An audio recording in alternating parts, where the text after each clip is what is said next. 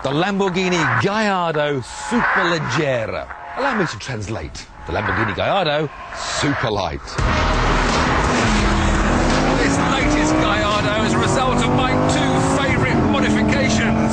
Less weight and more power.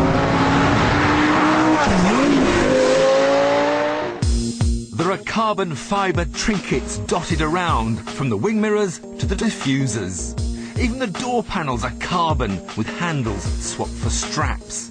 The seats are each made from one piece of, you've guessed it, while the prettiest view in the world is now through plastic. Beneath it lies a 5-litre V10 producing 530 horsepower. Surely too much for a road car? Well, no, because it's not often you're going to use all of it in any case. And when you do, there's both four-wheel drive and ESP to stop you getting into trouble. You can have either a manual or an e-gear box that this one's got. To be honest, when you're just cruising along, it's simpler just to leave it in auto and let the changes be done for you, which they do if you use just a quarter of a throttle at about 4,000 RPM when they change gear without you hardly noticing it. It's all very smooth and civilised. The trouble is, when you're cruising along, your eyes tend to drop from the wonderful Alcantara and sporty carbon fibre down to discover the rather incongruous Audi centre console, which of course reminds you who owns Lamborghini nowadays. You suddenly realise that you're holding an RS4 steering wheel. It kind of spoils the feeling.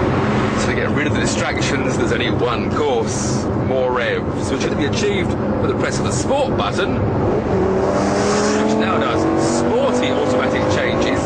The only trouble is, it changes gear when you don't expect it to, and sometimes it changes gear very violently.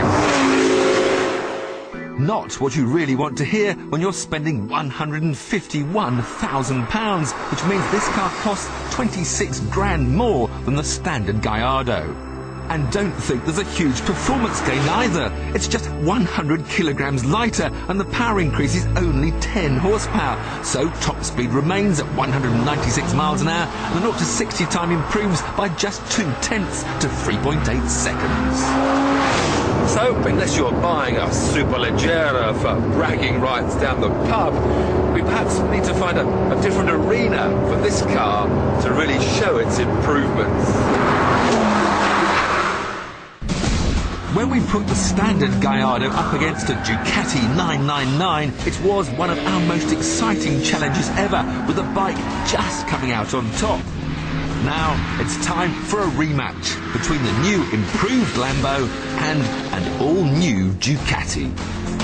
The 1098 is the most powerful production V-twin on sale with 160 horsepower. It has a top speed of 180 miles an hour. It'll be ridden by Leon Haslam, currently battling for the British Superbike Championship. He has a reputation for being a bit of a daredevil on a bike and will need every ounce of skill to beat the car over 3 performance challenges. Now, Leon, I thought we'd start with a nice little tight slalom test, because you see I've got 530 horsepower. I can launch to 62 in just 3.8 seconds, so I thought that would probably sort you out. Well, you're a lot wider than me, sir, and I'm pretty confident you're a clipper can, so I think I'll get this one. Oh, yes, thank you. You watch this launch, Leon. This is how it works.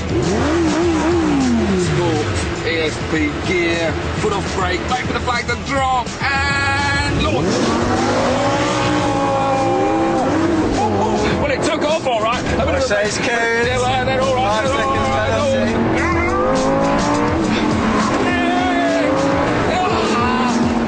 That was a good one there.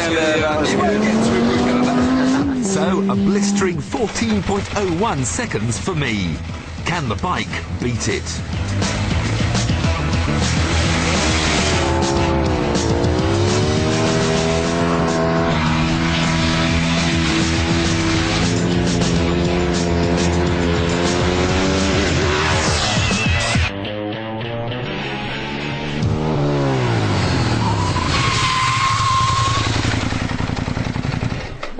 Well, you just beat me. Just beat me. I can't believe it.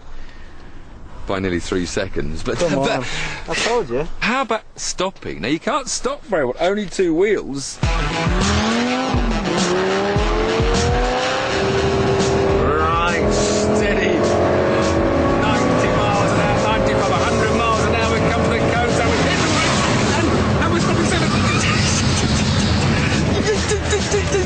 We beat him.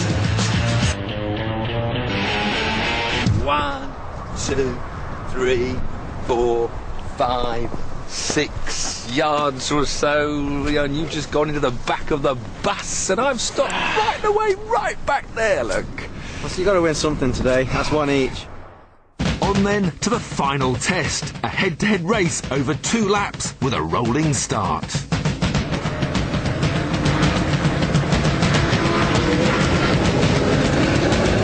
Just a nice steady out lap, Leon. Nothing to worry about. It's the race starts when we come back to the start-finish line. Or if you cheat a little bit, the race starts now. Oh, that caught him asleep. Oh, this ruse could work.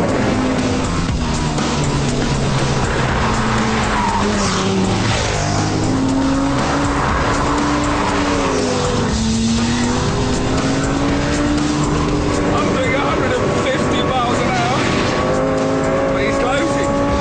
No way.